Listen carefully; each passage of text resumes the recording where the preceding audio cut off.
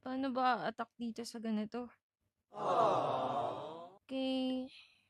Ang gamit natin dito is Dragon Attack. Ito, Win streak off. RC Church, ano no?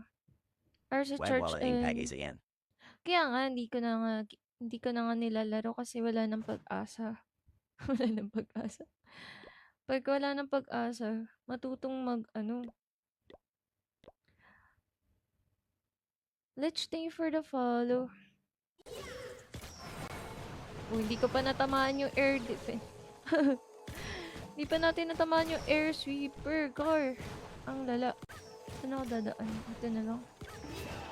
Or sa church natin tong bandang area na to. Dito na tayo mag-drop.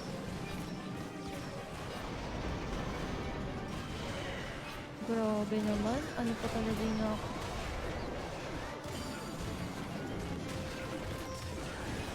Classic Warpo PLSSSSSS.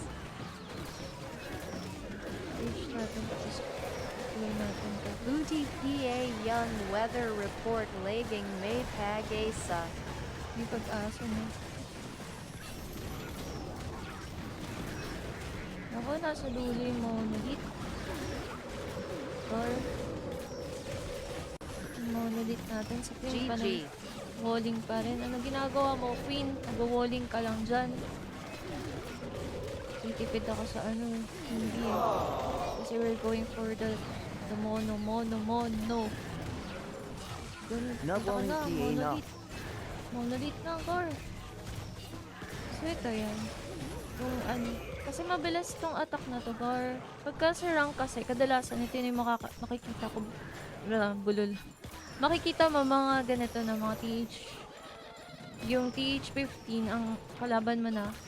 Ang TH14 ang kalaban mo na mga max na TH15. So, yeah. Nga ganito. Ganito yung attack ko. Kasi mabilis siya. Pagka ginamit ko muna, nag-RC charge muna ako and recall, lagi ako na TTF. So ngayon, sinasabay ko na yung RC and then drop ng mga dragon para mabilis. Goaling lang yung queen ko, walang Puro TH16 Ganun. Manga E-Pag Pero NASA TH16 na nga eh, Titan pag nasa, Young di ba? TH14 Mode. Kaya nga, kaya mga dragon na yung gamit ko kasi nga, yung ibang building or base, hindi nila nag-ground and air yung expo nila. So, ano ka doon? Swerte ka pagka, ito, inatap ko. Swerte ka pagka naka-ground yung expo. Ito, hindi naka-ground yung expo, but isa lang Gayahin ko ata yung po yan. naka-ground. Sound. Gahin ko po yan. Depende sa ano man. Kadalasan sinasama ko yung RR dito kay Queen. Pero ngayon, hiniwalay ko kasi nga hindi ko nakuha to yung na-snipe. So, naging plan B na siya.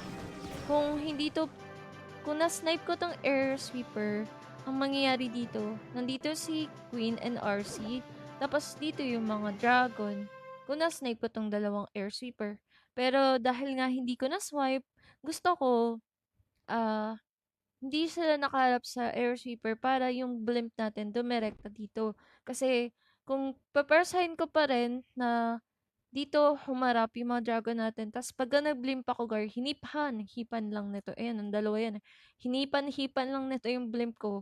Baka dito ako pumunta at hindi ako dito mapunta. Mamamatayin ako um, ng laman ng blimp at hindi ko makukuha to at baka mapiso pa ako. So, yun. So, dapat medyo mabilis lang din yung plan B mo. So, yun, naging plan B siya instead na plan A. Kaya yan, alali ka na dito kay RC kasi siya na lang yung ano dyan. Wala pang support ni Queen kasi nga nagwo-walling si Queen dito. And then, rage muna before clone para yung hindi yung wall breaker yung makulone. Kaya lagi may kasama akong wall breaker kasi minsan nandun siya sa likod. Nasa labas siya ng wall. Minsan may mga wall surrounded yung TH, yung town hall. So, baka hindi ma-reach ni Super Yeti. Kaya may wall Busy breaker ang ako. Queen sa Vader na HND naman as YM Wall. charge. Ay, mikot na lang siya. Ang lala eh. Kaya tinipid ko dito yung inbi ko eh. Para gumapang si Erso papuntang monolith. Pwede mo namang i-manipulate si RC. Inbi mo lang yung pagpawala na yung inbi niya, i-manipulate mo para pumunta dun sa pinaka-next na building. Pwede kong, ayan na, pwede mong i-inbi to tas para pumunta na dito. Ayun.